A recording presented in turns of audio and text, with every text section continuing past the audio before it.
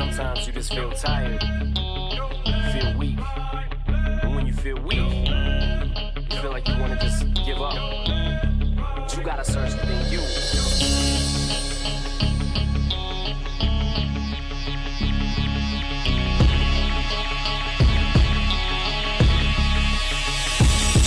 Till I collapse, I'm spilling these raps long as you feel them. To the day that I drop, you'll never say that I'm not killing them. Cause when I am not, then I'ma stop pinning them. And I am not hip-hop, and I'm just not Eminem. Subliminal thoughts when I'ma stop sending them. Women are caught in webs, spinning them. Welcome back to Paws on the Play, Grizzly Sports. I'm your host, Carter Brantner. And I'm your co-host, Sam Kohler. You know, Carter, I've had about a good amount of coffee today, and I am so pumped that we're going to go to state.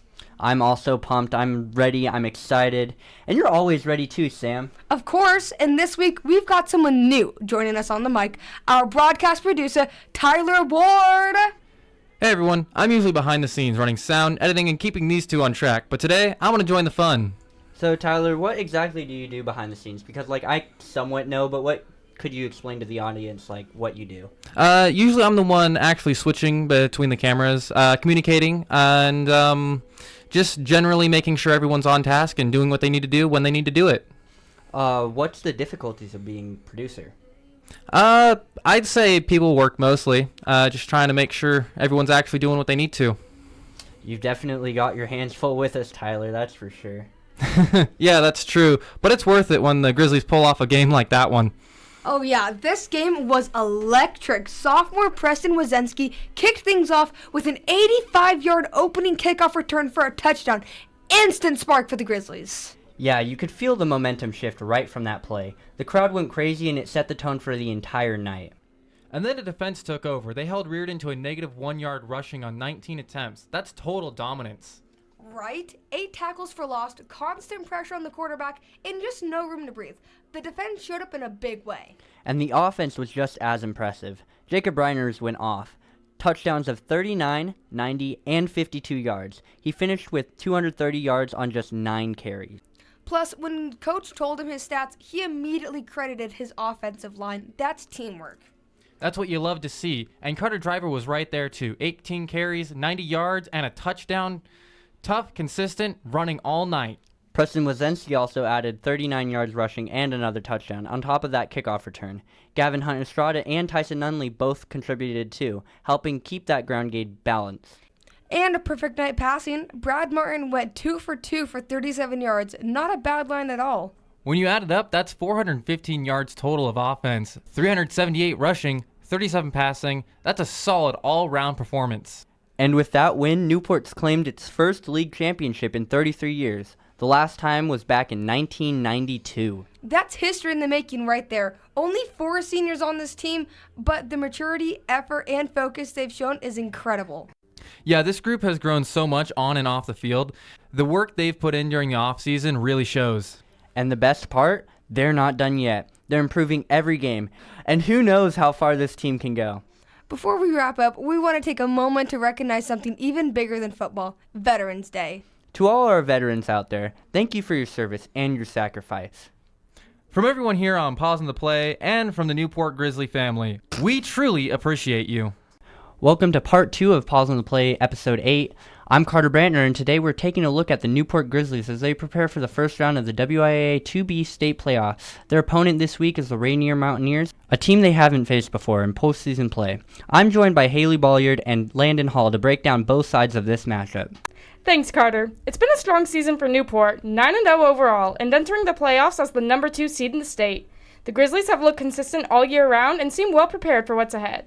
It's been an impressive run. The last time Newport won a state playoff game was during the 2018-2019 season, when they advanced all the way to the state championship and finished 2nd overall. This is only their 2nd state appearance since then, and they're still looking for that first state victory in 6 years. Let's start with what's worked for the Grizzlies this year. Their running game has been reliable from week 1. It sets the tone, manages the clock, and keeps the opposing defenses worn down.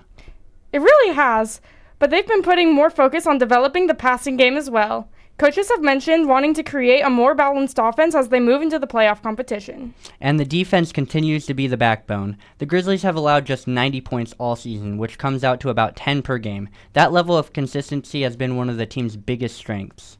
It's a complete group. The defensive front has done a good job of stopping the run and getting pressure, which helps take some of the load off the secondary.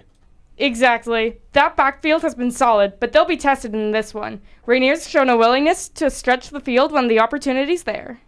Now looking at Rainier, they come in at 5-5, the 15th seed in the bracket. The record doesn't tell the whole story though.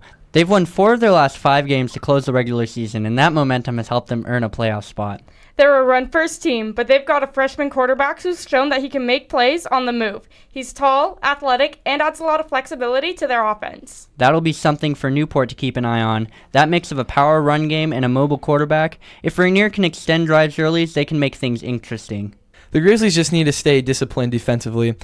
Rainier likes to use misdirection and quick passes, and those can catch you if you start overcommitting to the run. On paper, it's a meeting between the number 2 and the 15 seeds. But this time of year, rankings only go so far. Newport's the favorite, but Rainier's a team with some confidence right now. For Newport, it comes down to playing their style. Strong defense, efficient offense, and limiting mistakes. If they do that, they'll be in a good position to move forward. And it's a good test to start off the playoffs. It gives Newport a chance to find a rhythm and build momentum for the later rounds. That's going to do it for today's episode of Paws on the Play Grizzly Sports. We're gearing up for a huge one this Saturday as the Newport Grizzlies get set to take on the Rainier Mountaineers in the 2B state playoffs. The matchup's got all the ingredients for a great postseason battle. 2 physical teams, 2 proud programs, and the noon kickoff that's guaranteed to set the tone for the rest of the bracket. You can feel the energy building already. Both sides know what's on the line, and we'll be keeping a close eye on key matchups, momentum swings, and who steps up under pressure. We'll be back with full breakdowns, reactions, and everything Grizzlies football right after the game, so make sure you're subscribed and ready. And don't forget to send us your predictions, score guesses, standout players, all of it. We want to hear from the Grizzly community. Thanks for listening to Paws on the Play Grizzly Sports. We'll see you Saturday. Go Grizzlies!